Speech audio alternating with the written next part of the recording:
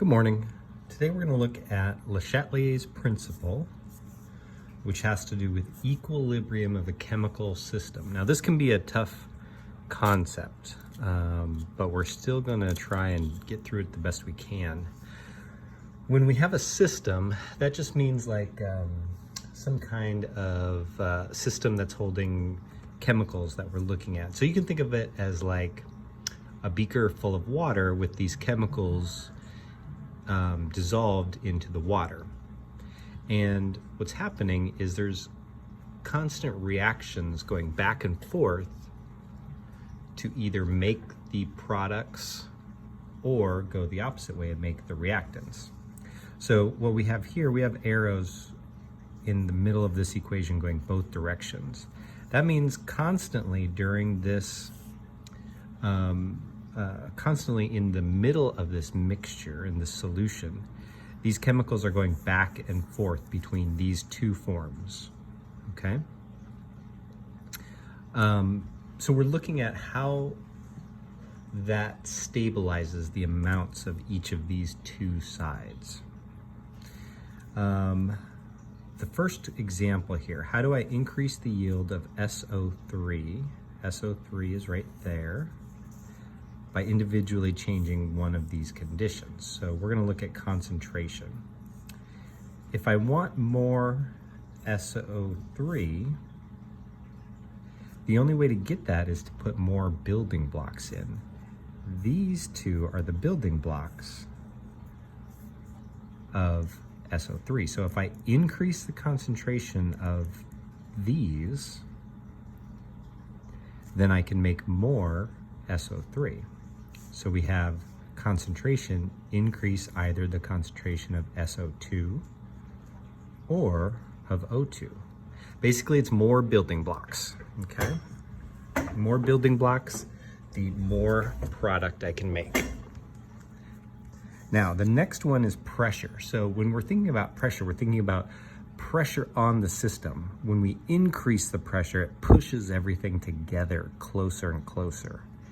If we decrease the pressure,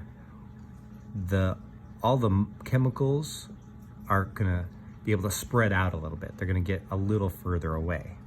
So increased pressure packs them in, decreasing it lets them spread out.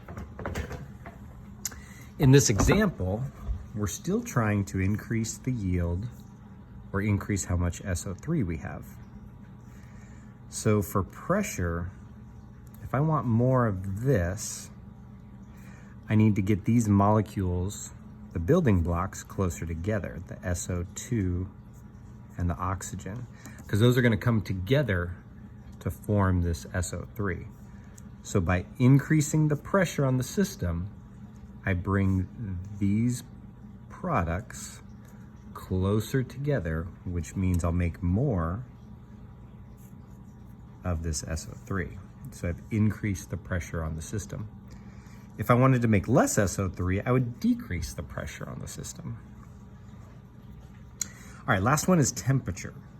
So temperature affects these reactions by adding energy to the system. So if I have a bunch of energy in this system, in this beaker of water that has these chemicals in it, the energy makes it harder for this SO2 and this O2 to stick together, to go through that reaction.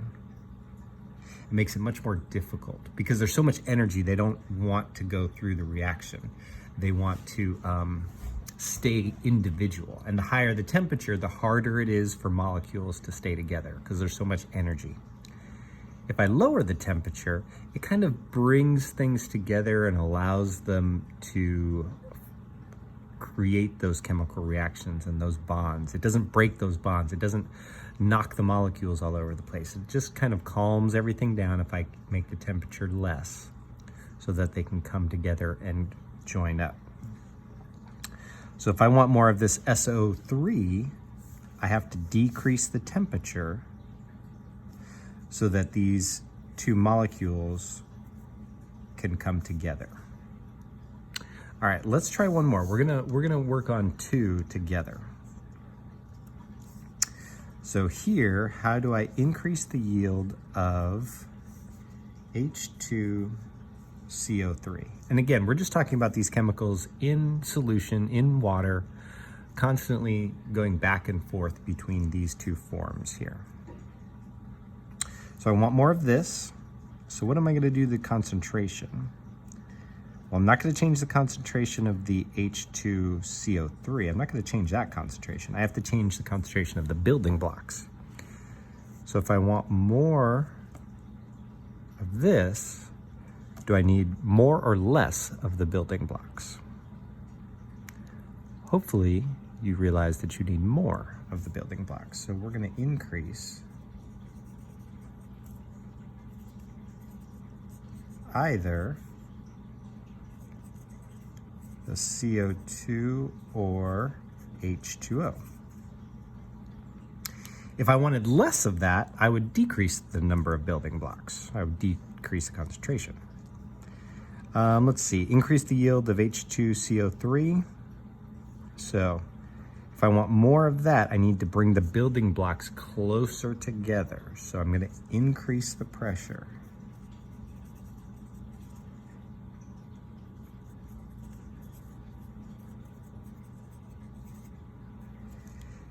If I wanted less of this H2CO3, I didn't want as much of it, I wanted less of it, then I would decrease the pressure, which makes it harder for that molecule to be made.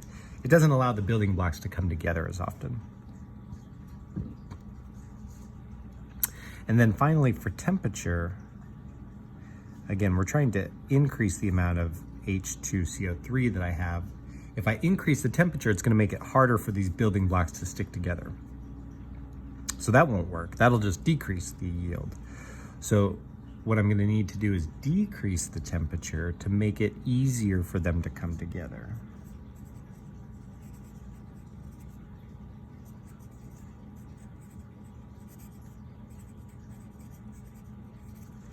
All right, so I want you to try that on the next couple. There's 3 examples here.